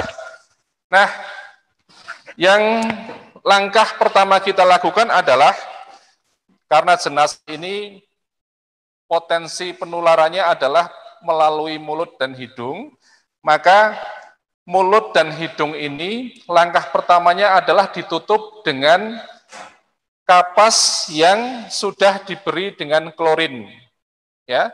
Atau kalau tidak ada kapas, maka ini ditutup dengan plester dahulu. Ini langkah pertama supaya kita aman, ya. Jadi kita tidak boleh melakukan yang lain sebelum ini dilakukan. Nah, mohon maaf Bapak dan Ibu sekalian, pada kasus jenazah COVID, ya, jangan lagi berpikir, oh dia pakai gigi palsu, dia pakai behel dan sebagainya, ya, yang kemudian keluarga meminta untuk behel atau gigi palsu itu dilepas. Ini kondisinya adalah kondisi darurat, yang mana penularannya ini melalui mulut, ya. Itu yang pertama. Jadi kita kalau petugas pemulasaraan tidak memiliki keahlian untuk melepas behel dan gigi palsu, sehingga tidak harus dilepas. Yang kedua, bahwa kalau dilepas, dipaksakan, ya, kalau jenazah ini mulutnya sudah terkatup, kemudian dipaksa untuk dibuka, maka resikonya nanti mulutnya tidak bisa dirapatkan lagi, ya. Jadi ini kita abaikan saja untuk gigi palsu maupun behel atau aksesoris yang lain yang ada di mulut. Kemudian yang kedua, kalau jenazah itu wanita, maka petugas memastikan, syukur kalau ada keluarganya ikut, ini memastikan apakah jenazah ini ada menggunakan perhiasan atau tidak. Jangan sampai nanti semuanya setelah selesai, keluarga bertanya, itu tadi kayaknya pakai anting-anting, itu tadi kayaknya pakai cincin, maka akan jadi fitnah. Ya, jadi pastikan, ya, kemudian kalau ada, serahkan nanti kepada keluarga. Kalau ada, kalau tidak ada masalah. Jadi kalau itu sudah, langkah selanjutnya, ya, jadi ini misalnya selimut, ya, selimut yang dipakai jenazah. Maka kemudian nanti karena kita akan memandikan jenazah dengan kain yang lain, maka kita ambil kain, ya, kayak plastiknya siapkan, yang hijau itu. Ya. Maka kita siapkan dulu kain di atas selimut, ya, ini untuk menutup memandikan, ya. Setelah kain untuk menutup aurat ketika memandikan ini siap, kemudian kain atau selimut ini kita lepas. Caranya dengan menarik dari bawah, ya, itu ditutup, ya, menarik kain dari bawah, ya. Nah, setelah selimut ini terlepas, kain untuk menutup memandikan sudah ada di sini. Kemudian kita lepas pakaiannya. Cara melepas pakaian, ya. Jadi dari posisi samping, ini jenazah karena kita sudah bawa gunting, ini ditutup aja, dibuka sedikit yang samping, itu dipotong dari samping, ya, kanan dan dari sisi ini, ya, di sisi kanan kiri dipotong dari samping, ya. Kemudian kalau pakaian sudah terpotong, ya, ini yang pakaian yang atas karena tadi sudah terpotong kanan kiri, kemudian kita tarik dari sisi bawah, ini ditahan, ya, pakaiannya dilepas, ya, pakaiannya dilepas. Begitu juga yang di bawah, ini diiringkan sedikit, ya, diiringkan sedikit, kemudian pakaian dari sini dimasukkan, diiringkan dari sisi sini, kemudian pakaian ditarik dari sisi samping, sehingga kita tetap menjaga aurat tidak terbuka. Setelah itu, ya, langkah selanjutnya adalah kita membersihkan kotoran yang ada di tubuh jenazah, ya, yaitu dikubul dan didubur, ya. Mohon maaf, ini kebiasaan di masyarakat. Senang sekali kalau mengikuti pemulasaran jenazah dengan perkataan saya mau memberikan, padahal untuk COVID ini tadi yang kami sampaikan fesisnya aja mungkin bisa menularkan penyakit, sehingga masyarakat itu tanpa APD kemudian membersihkan kotoran jenazah. Nah, yang kita pakai adalah waslap.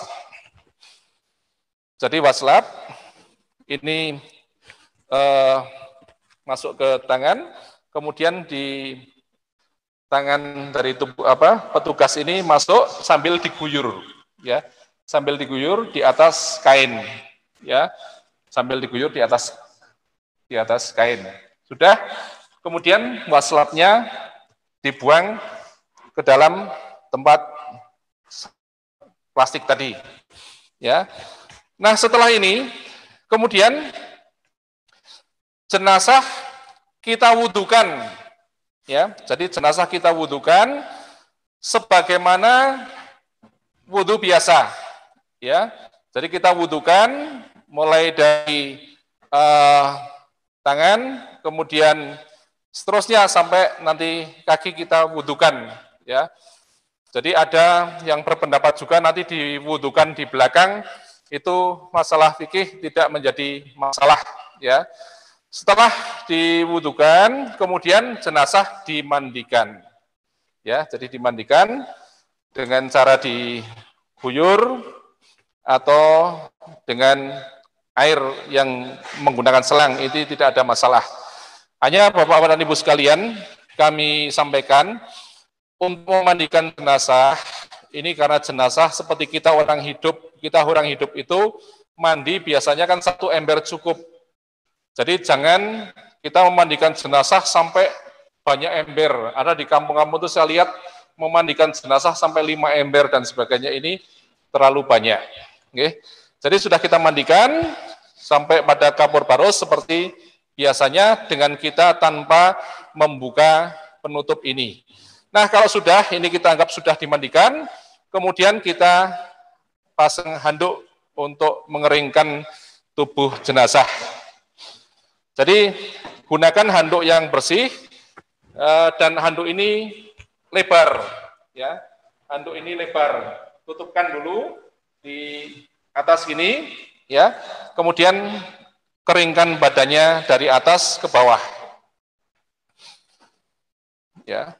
Ini kalau handuk sudah ada di situ, ini ditarik kain untuk menutup aurat jenazah.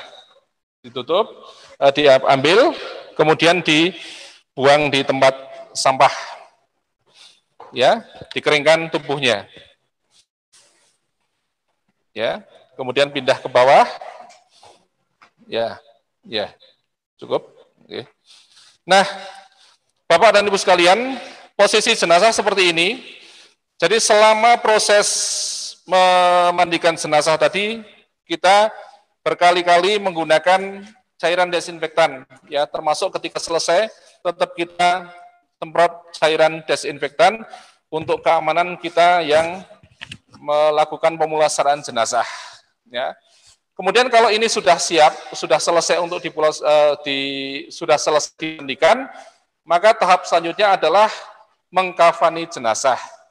Nah, Bapak-bapak dan Ibu sekalian, kalau kita punya scoop stretcher, itu enak sekali. Di rumah sakit ada scoop stretcher, tapi kalau di masyarakat tidak punya scoop stretcher, maka teknik untuk kita mengangkat jenazah itu jangan begini ya. Ini posisi salah. Karena 3 orang saja dari sisi yang sama. 3 orang begini, ya, sehingga maka jenazahnya itu cukup begini. Ya, jadi kita pindah sekalian. Oh, bentar. Jadi begini, ada kelupaan dulu. Jadi sebelum kita angkat, kita ambil plastik dulu. Jadi sebelum diangkat, ini kita tutup plastik dulu. Dibuka. Jadi jenazah masih dengan anduknya, ini ditutup plastik dulu. Plastik ini masuk semua ke bawah tubuh jenazah, ya, masuk ke dalam jenazah, ya. Jangan lupa petugas ini selalu menggunakan hand sanitizer, ya. Jadi petugas selalu menggunakan hand sanitizer, ya. Nah, setelah tertutup tubuh jenazah dengan plastik ini, ya, rapat, maka kemudian jenazah diangkat ke tempat untuk mengkafani.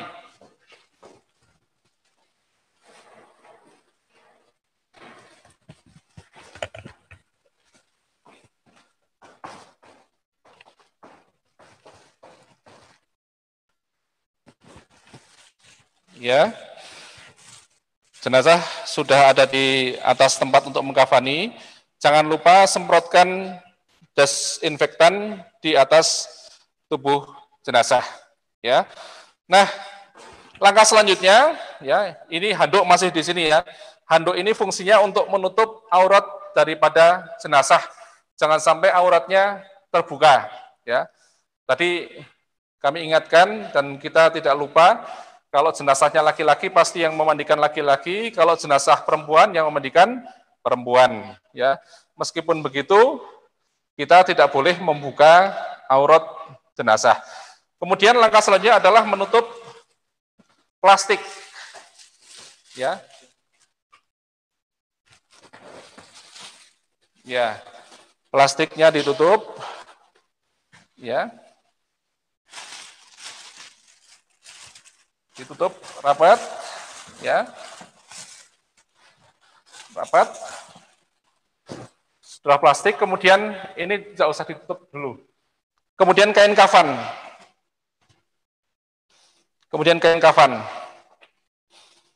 Nah, kain kafan sana tutup boleh? Ya. Nah, Bapak dan Ibu sekalian, kalau sudah kain kafan ini seperti ini, baru kemudian tadi ada handuk di dalam itu kita lepas dari sisi bawah.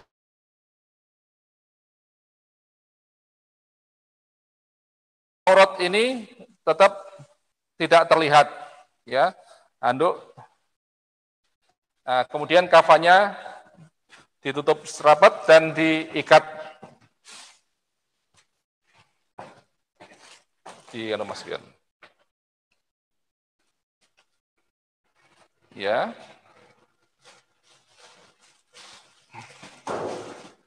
Diikat rapat. Jadi Bapak dan Ibu sekalian, mohon dipahami bahwa kondisi jenazah dengan seperti ini, kita jangan ada pertanyaan tali pocongnya dibuka atau tidak, ya. Kita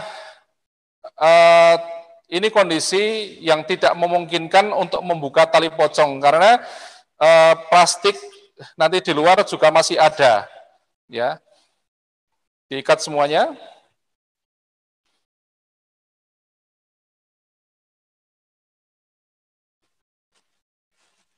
Sini Mas Pian.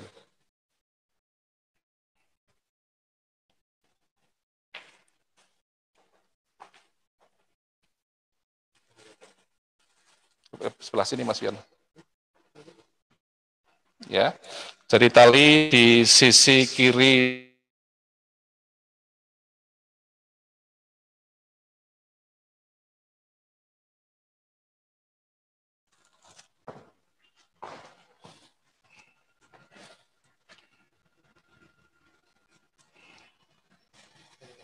Jadi sepintas tidak ada perbedaan antara jenazah biasa dengan jenazah yang terpapar COVID ya. Ini biasa, tapi yang di luar ini kemudian kita bungkus plastik lagi. Ya, bungkus plastik lagi ini kain masuk. Ya, ini di sisi luar dibungkus plastik ya. Dan yang terakhir adalah plastik ini dipasang lakban. Ya, ini baja udungnya dipasang lakban. Ya.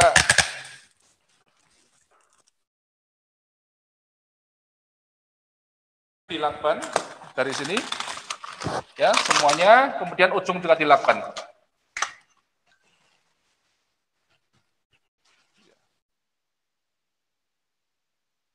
Dilakban semuanya.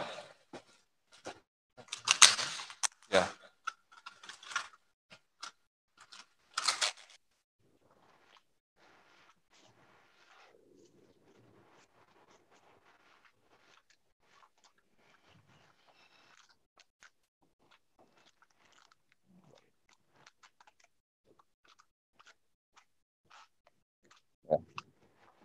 Di ujung sana dilakban.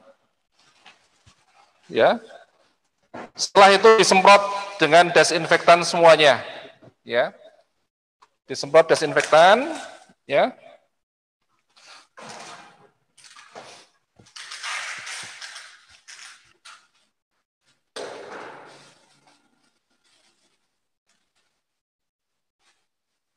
Oke, jadi di sisi jenazah ini plastik yang terbuka juga semuanya dilakban, disemprot dengan desinfektan.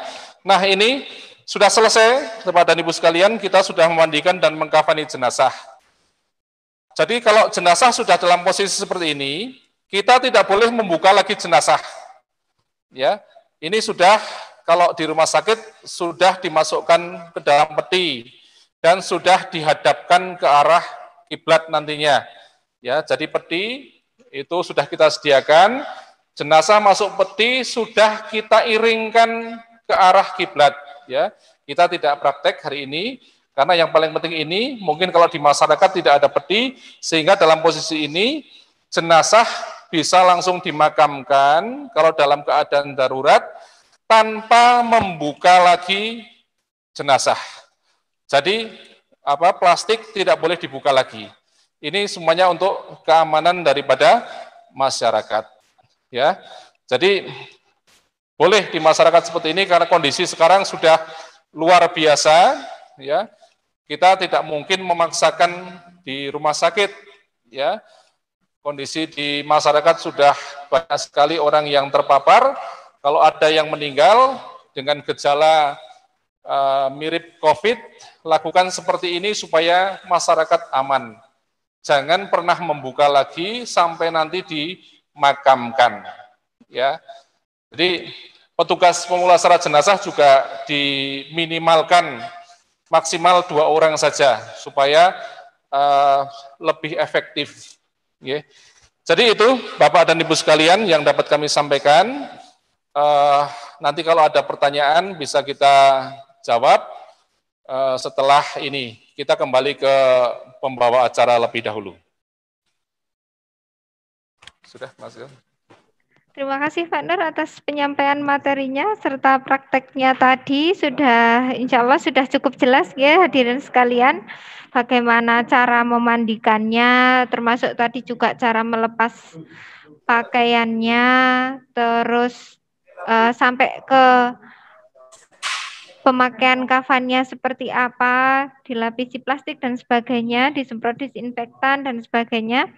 Itu nanti bisa dilakukan seperti itu, baik kita melakukan seperti itu di rumah sakit dan bapak-bapak, ibu-ibu sekalian yang hadir, mungkin nanti jika terjadi di masyarakat ada kasus kematian yang mungkin mengarah ke COVID dan itu tidak diketahui petugas medis, bisa melaksanakan hal seperti itu. Tapi lebih amannya adalah bisa menghubungi puskesmas terdekat dan nanti bagaimana pengamanan dari puskesmas itu otomatis lebih aman bagi masyarakat daripada berani untuk menangani sendiri gitu. Nah, ini sudah ada beberapa pertanyaan yang masuk. Pak Nur, Bu Emi, mungkin bisa gabung di satu frame untuk bisa menjawab pertanyaannya. Pertanyaan yang pertama itu dari Pak Amin. Seberapa lama virus COVID-19 itu bertahan hidup pada pasien yang telah meninggal? Gitu. Terus yang pertanyaan kedua dari Ibu Tutiati. Sering mendengar bahwa COVID-19 akan mati bila yang ditempati virus itu sudah meninggal, yaitu orang tersebut. Tapi kenapa ketika menguburkan juga harus dengan protokol kesehatan? Itu monggo mungkin Bu Emi atau Pak Nur dulu yang mau menjawab. Silakan Bu Emi. Ini Bu Emi dulu monggo.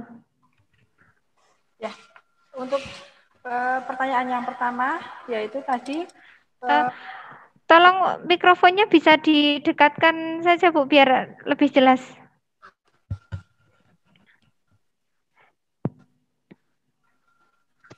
Untuk pertanyaan, saya membantu menjawab untuk pertanyaan yang pertama, yaitu dari Bapak Amin, yaitu berapa lama virus atau kuman COVID tinggal di tubuh jenazah. Ya. Sebenarnya untuk virus atau kuman itu bisa hidup kalau ada inangnya. Jadi inang itu yang memberikan menyebabkan virus itu bisa hidup. Jadi kalau misalkan pada jenazah, ya pada orang yang sudah meninggal, dia sudah dia sudah meninggal. Jadi untuk organ-organ aktivitas seperti untuk sel-selnya itu sudah mati. Jadi kuman itu juga akan mati dengan sendirinya. Untuk kewaspadaan yang memang harus kita terapkan, yaitu agar tidak terjadi penularan, meskipun jenazah itu sudah meninggal, tapi kita tetap harus waspada apabila jenazah itu masih menularkan ke petugas. Jadi seperti itu. Kemudian yang kedua tadi pertanyaannya. Tadi kenapa ketika ya, kenapa jenazah menggunakan protokol kesehatan? Jadi gini, kita tahu bahwa penyakit ini dalam kategori penyakit menular, ya. Kita harapkan dengan protokol kesehatan ini semua bisa diminimalisir, ya, transmisi penularan COVID. Jadi harus dilakukan oleh tenaga yang memang ahli. Karena kalau tidak, ini bisa terjadi penularan, ya.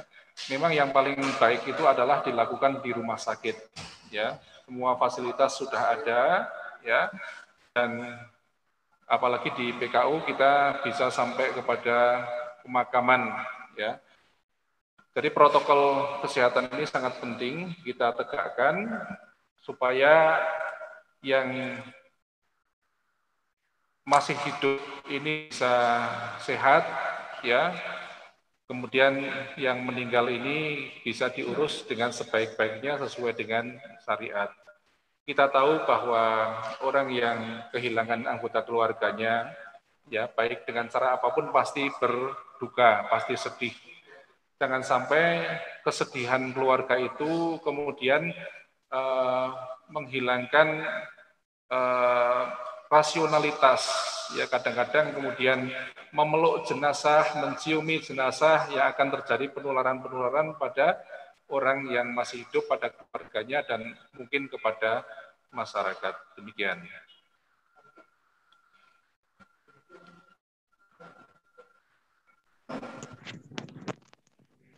Cukup Pak Nur, Bu Emi? Oke. Baik, terima kasih atas jawabannya. Jadi begitu ya, tadi Pak Amin, Bu Tuyati, kenapa kok harus dilakukan protokol kesehatan? Intinya adalah kita mencoba untuk melindungi yang masih sehat, yang masih hidup. Seperti yang dikatakan Pak Nur tadi, jangan sampai kesedihan menghilangkan kewaspadaan kita gitu. Jadi COVID ini kan penyakit yang baru ya, jadi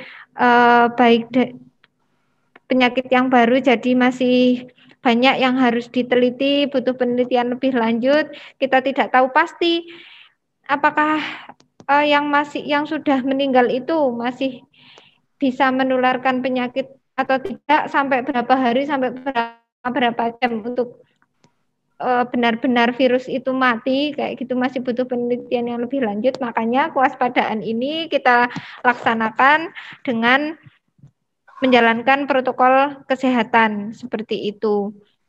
Mungkin ada yang ingin bertanya lagi?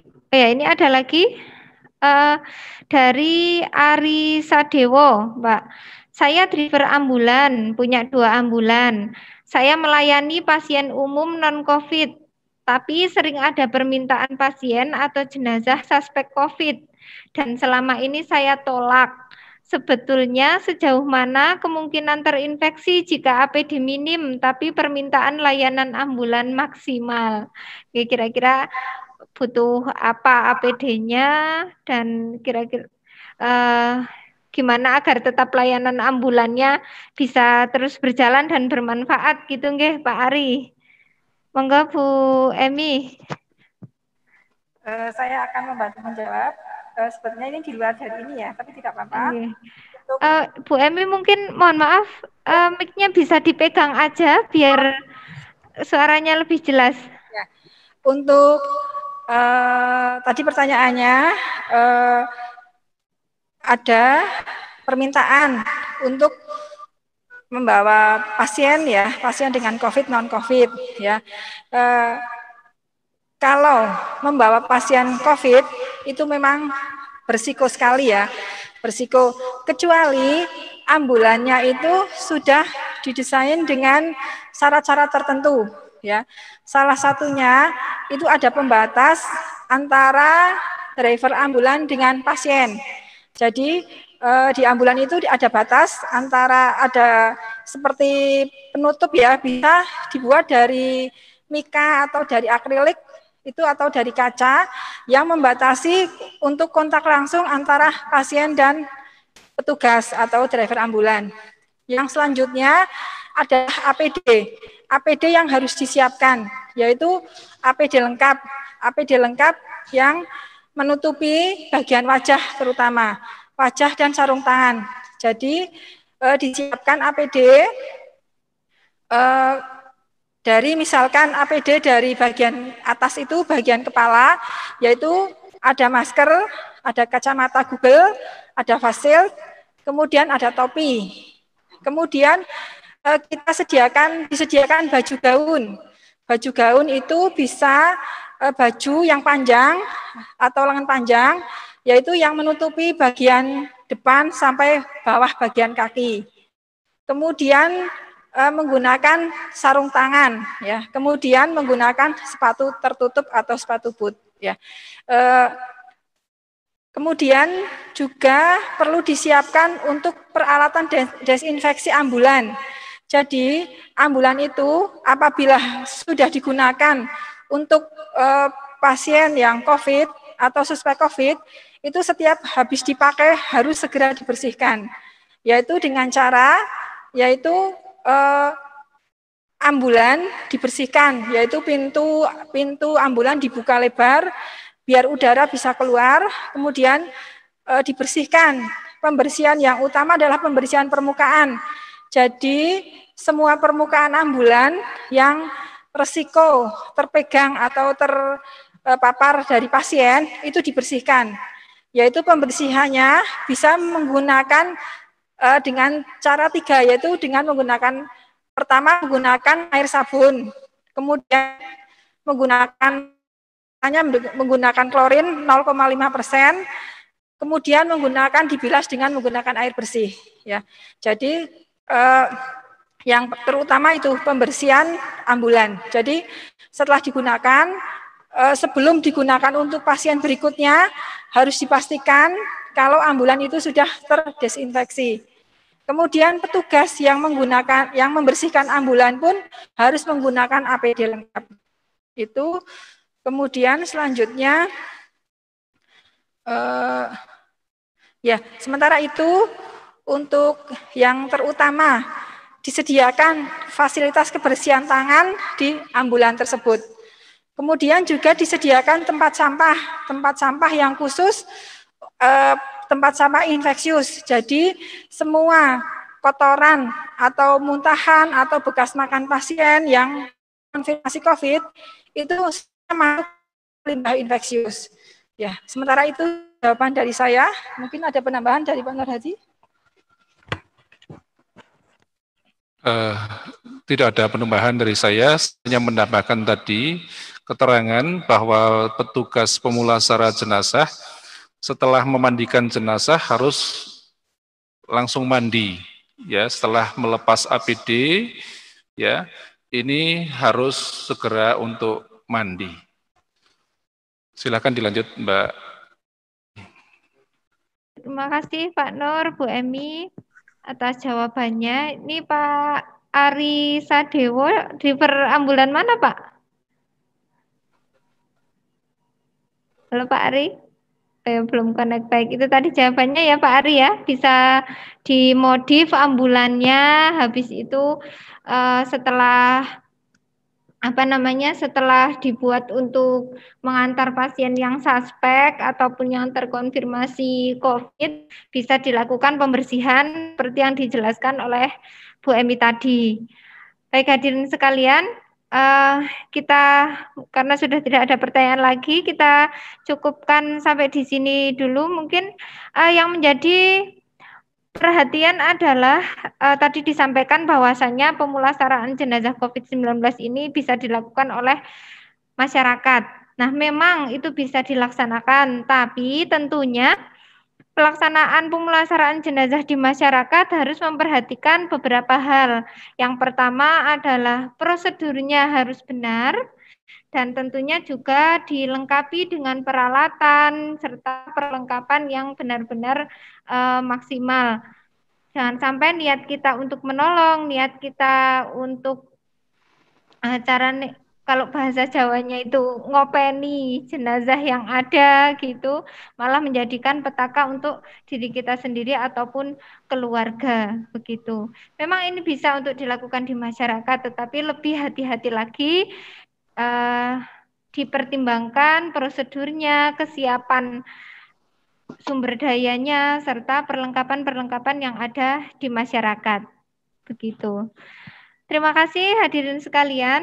Setelah mengikuti acara ini, harapannya teman-teman sekalian, hadirin sekalian, bisa untuk menyampaikan ke masyarakat ataupun ke halayak gitu, orang-orang di sekitarnya. Apalagi ini ada dari PCM, ada dari PRM, dan sebagainya, lebih bisa yang dekat dengan masyarakat ya tentunya. Dari Aisyah juga ada, dari NA juga ada gitu. Bisa untuk membantu kami menyampaikan kepada masyarakat bahwasannya pemulasaraan jenazah COVID itu tidak semengerikan yang dibayangkan begitu. Tetap dipulasara, tetap kami perlakukan seperti jenazah pada umumnya, kita perlakukan sebaik-baiknya karena memang itu adalah haknya jenazah begitu. Adapun protokol kesehatan tetap kita laksanakan, tetap kita lakukan untuk menjaga keselamatan kita bersama. Nah, semoga kita senantiasa dapat perlindungan dari Allah Subhanahu wa taala, serta COVID-19 ini segera hilang, segera berlalu dari muka bumi ini. Baik, terima kasih atas perhatiannya. Terima kasih juga untuk para pemateri, seluruh kru yang bertugas, tim IT, dan seluruh partisipan yang ada, insan Rumah Sakit PKU Muhammadiyah Wonosobo, khususnya Direksi Manajemen atas dukungannya, serta tim Husnul Khotimah yang senantiasa siap. Semoga tambah bermanfaat dan senantiasa keridhaan Allah Subhanahu wa taala. Dari kami cukup sekian, kita tutup dengan hamdalah dan kifaratul majelis bersama-sama. Alhamdulillahirabbil alamin. Subhanakallahumma wa bihamdika asyhadu an la ilaha illa anta astaghfiruka wa atubu ilaik.